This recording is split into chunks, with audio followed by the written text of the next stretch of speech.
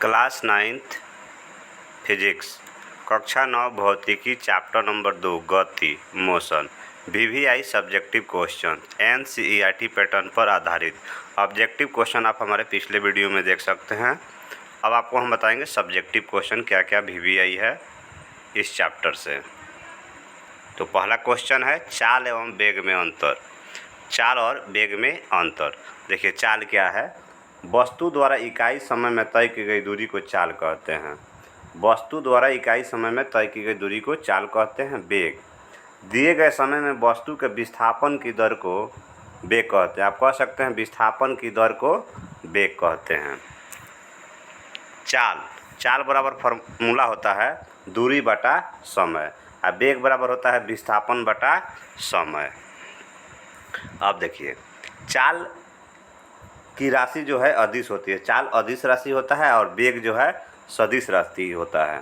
चाल केवल परिमाण होता है। चाल में केवल क्या होता है, परिमाण होता है, और वेग में परिमाण और दिशा दोनों होता है। तो ये है आपको चाल और वेग में अंतर। अब क्वेश्चन है किसी अवस्था में किसी वस्तु के औसत वेग का परिमाण उसकी औसत चाल के बराबर होगा। आंसर देखिए, किसी वस्तु के औसत वेग का परिमाण उसकी औसत चाल के बराबर तब होगा जब वह वस्तु सीधी रेखा में गति कर रहा हो। अब सवाल है एक गाड़ी का ओडोमीटर क्या मापता है। एक गाड़ी का ओडोमीटर उसके द्वारा तय की गई दूरी मापता है। अब क्वेश्चन है जब वस्तु एक समान गति में होती है तब इसका मार्ग कैसा दिखाई पड़ता है।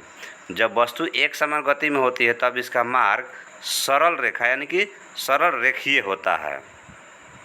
अब क्वेश्चन है आप किसी वस्तु के बारे में कब कहेंगे वह एक समान त्वरण से गति में है, वह असमान त्वरण से गति में है।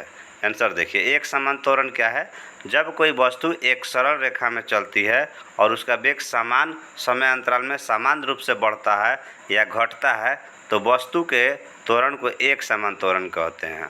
असमान त्वरण, यदि एक वस्तु का वेग समान अंतराल में असमान रूप से बदलता है तो कहा जाता है कि वस्तु असमान त्वरण के साथ गति में है। अब क्वेश्चन है मंदन किसे कहते हैं। ऋणात्मक त्वरण को मंदन कहते हैं। त्वरण किसे कहते हैं। वेग में परिवर्तन की दर को हम त्वरण कहते हैं। त्वरण का SI मात्रक मीटर प्रति सेकंड स्क्वायर होता है। मीटर प्रति सेकंड स्क्वायर, इसको A से सूचित किया जाता है। विराम अवस्था किसे कहते हैं। ऐसी अवस्था जब वस्तु की चाल शून्य हो उसे विराम अवस्था कहते हैं। एक समान वृत्तीय गति से क्या तात्पर्य। किसी वस्तु को वृत्तीय पथ पर एक समान चाल से गति करने के लिए हमें बल की क्यों आवश्यकता पड़ती है। देखिए जब वस्तु जो है चाल से वृत्तीय पथ पर गति करती है तो उसकी गति एक समान वृत्तीय गति में होता है। अब क्वेश्चन है बल किसे कहते हैं। यह एक प्रकार के धक्का एवं खिंचाव है जो एक वस्तु के विश्राम या एक समान गति की अवस्था को बदल देता है या बदलने की प्रवृत्ति रखता है। बल का मात्रक न्यूटन होता है। बल को F से सूचित किया जाता है। बल बराबर आपका फॉर्मूला हो जाता है यानी कि F बराबर m/a। ये क्या है, तो द्रव्यमान है। इसका मात्रक होता है kg मीटर प्रति सेकंड स्क्वायर। kg मीटर प्रति सेकंड स्क्वायर को हम न्यूटन कहते हैं। ठीक है। अब क्वेश्चन है जड़त्व क्या है। प्रत्येक वस्तु स्थिर या गतिमान रहना चाहती है।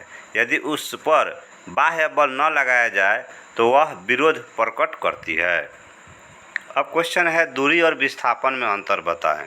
देखिए दूरी क्या है, किसी वस्तु द्वारा किसी समय अंतराल में तय किए गए मार्ग की लंबाई को हम उस वस्तु द्वारा चली गई को दूरी कहते हैं। दूरी एक अदिश राशि है। तय की गई दूरी हमेशा क्या होता है जी, धनात्मक होता है। विस्थापन, किसी वस्तु की अंतिम और प्रारंभिक स्थितियों के बीच की दूरी को हम विस्थापन कहते हैं। विस्थापन सदिश राशि है जबकि विस्थापन धनात्मक, ऋणात्मक या शून्य भी हो सकता है। ठीक है। चाल और वेग में अंतर आपको हम बता दिए हैं। अब क्वेश्चन है गति का प्रथम नियम। न्यूटन के गति के प्रथम नियम। देखिए न्यूटन के गति के प्रथम नियम के अनुसार यदि कोई वस्तु विरामावस्था में है तो वह विरामावस्था में ही रहेगी।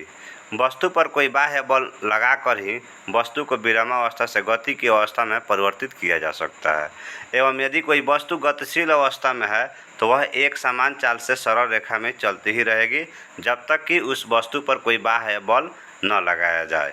इसे हम जड़त्व का नियम भी कहते हैं। जैसे चलती रेलगाड़ी से अचानक उतर जाने पर व्यक्ति आगे की ओर गिर जाता है। खिड़की के शीशे पर बंदूक से गोली मारने पर शीशे में छेद हो जाता है। गति का द्वितीय नियम को संवेग का नियम भी कहते हैं। न्यूटन के गति के द्वितीय नियम के अनुसार किसी वस्तु के रेखीय संवेग में परिवर्तन की दर उस वस्तु पर लगाए गए बाह्य बल के अनुक्रमानुपाती होती है एवं संवेग परिवर्तन वस्तु पर लगाए गए बल की दिशा में ही होता है। इसे गति का द्वितीय नियम कहते हैं एवं इस नियम को हम संवेग का नियम भी कहते हैं। उदाहरण देखिए, क्रिकेट खेल में खिलाड़ी तेज़ी से आती गेंद को कैच करते समय अपने हाथों को पीछे की ओर खींचता है। इससे गेंद का वेग कम हो जाता है और खिलाड़ी को कोई चोट नहीं लगती है। गति का तृतीय नियम।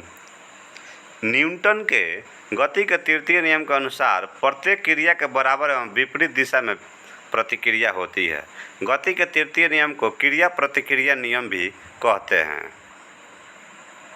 कुएं से जल खींचते समय रस्सी टूटने पर रस्सी खींचने वाला पीछे की ओर गिर जाता है।